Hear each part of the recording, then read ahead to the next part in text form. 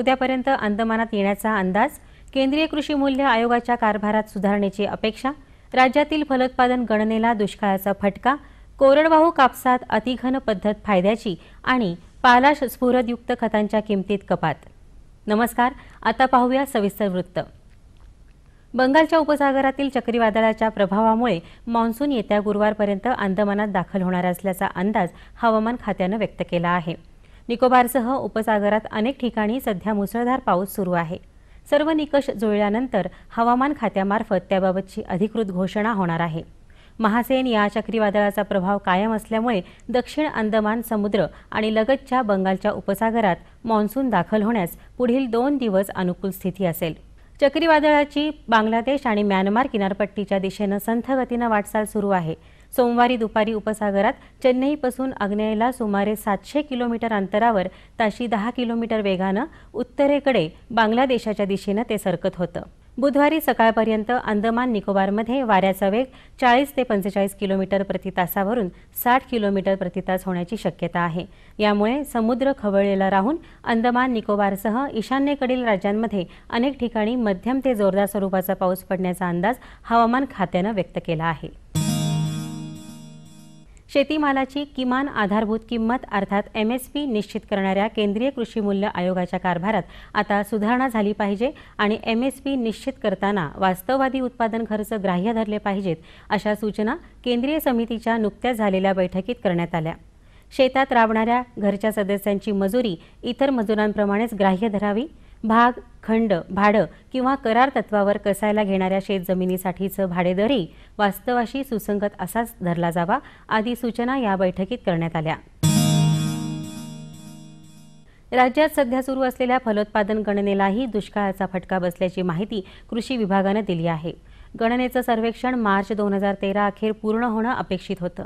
प्रत्यक्षात पश्चिम महाराष्ट्र आणि मराठवाड्यातील दुष्काळग्रस्त जिल्ह्यातील सर्वेक्षण अद्यापही पूर्ण झालेलं नाही. राज्यात 2011-12 हे वर्ष प्रमाण मानून प्रथमच शेतकरी निहाय फलोत्पादन गणना होत आहे. पुणे, सातारा, नाशिक, नगर, सिंधुदुर्ग, रत्नागिरी या जिल्ह्यात माहिती संकलनाचं सर्वाधिक काम बाकी आहे. काही जिल्ह्यांमध्ये निम्म्याहून अधिक माहिती संकलन बाकी आहे.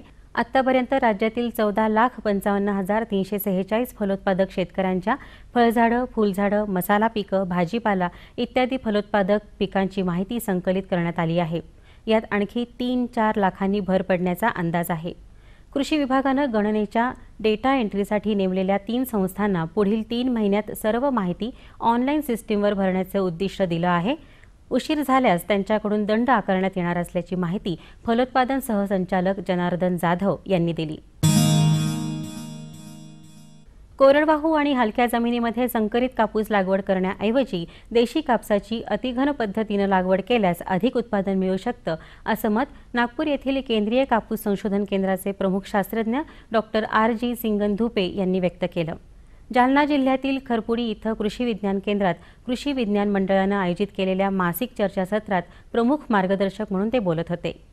अतिघन लागवड पद्धतीत 2 ओळीत 45 सेंटीमीटर आणि 2 झाडात 20 सेंटीमीटर अंतर ठेवल्यास हेक्टरी 1,10,000 पर्यंत झाडं बसू शकतात. यानुसार लागवड करून बोंडाची संख्या नियंत्रित ठेवली तर उत्पादनात वाढ होऊ शकते. तसंच अरुंद गादी वाफ्यावर पॉलिमल्चिंगचा वापर केल्यास 60 ते 70% पाण्याची बचत करणं शक्य असून पानावाटे होणारं बाष्पीभवन 10 ते 30% कमी करता येऊ शकतं. नियंत्रित पाणी देण्याच्या पद्धतीमध्ये कापूस बोंड निर्मितीवेळी दिलेलं एक पाणी हेक्टरी 5 ते 8 क्विंटल उत्पादनात फायदा मिळवून देऊ शकतं, अशी माहिती त्यांनी दिली. पालाश आणि स्फुरदयुक्त खतांच्या आंतरराष्ट्रीय पातळीवरील किमती कमी झाल्यामुळे केंद्र सरकारनं रासायनिक खत कंपन्यांच्या अनुदानात कपात केली आहे. यावेळी खत कंपन्या आपल्या उत्पादनांच्या किमतीत कपात करतील अशी आशाही सरकारनं व्यक्त केली होती. त्यानुसार आता इफ्कोनं सर्वप्रथम रासायनिक खतांच्या किमतीत कपात केली. इंडियन पोटॅश या कंपनीनंही खताच्या पिशवीच्या प्रचलित दरात कपात केली आहे. मात्र अजूनही काही कंपन्यांनी सरकारच्या आवाहनास प्रतिसाद दिलेला नाही. रासायनिक खतांच्या किमती आंतरराष्ट्रीय दरानुसार कमी न केल्यास अशा कंपन्यांचं अनुदान रोखण्याचा इशारा केंद्र सरकारनं काही दिवसांपूर्वीच दिला आहे. त्या पार्श्वभूमीवर इफ्को कंपनीनं DAPच्या 50 किलो पिशवीत जवळपास 80 रुपयांची कपात केली आहे. इतरही प्रकारात किमती घटवल्या आहेत. इंडियन पोटॅश या कंपनीनं खताच्या पिशवीच्या दरात 42 रुपयांची कपात केली आहे. उन्हाळी भेंडी आणि गवार या पिकांवर खालच्या पानांवर भुरी या रोगाचा प्रादुर्भाव दिसून आलेला आहे। रोगाचा फैलाव वाढून वरची वाढणारी पानं रोगग्रस्त होऊ नयेत यासाठी तयार भेंडी आणि गवार शेंगा तोडल्यानंतर पाण्यात मिसळणारं 80% गंधक 2 ग्रॅम प्रति लिटर पाण्यातून फवारावं।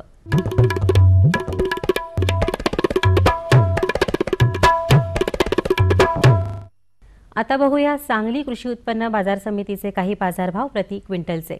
बाजरी कमाल 1750 रुपये, किमान 1450 रुपये, गहू कमाल 2800 रुपये, किमान 1700 रुपये, ज्वारी कमाल 1800 रुपये, किमान 1300 रुपये, मका कमाल 1400 रुपये, किमान 1350 रुपये, हरभरा कमाल 3300 रुपये, किमान 3000 रुपये, तीळ कमाल 4200 रुपये, किमान 3200 रुपये, मटकी कमाल 7000 रुपये, किमान 5000 रुपये, उडीद कमाल 3500 रुपये, किमान 2800 रुपये आणि सोयाबीन कमाल 4000 रुपये, किमान 3800 रुपये।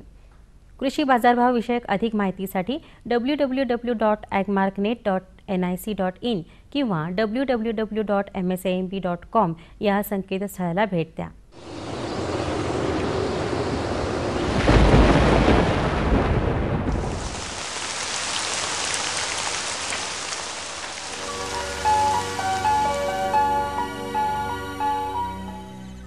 राज्यात हवामान मुख्यतः कोरडं राहील। विदर्भातील कमाल तापमानात 2 ते 4 अंश सेल्सिअसनं वाढ होण्याची शक्यता आहे।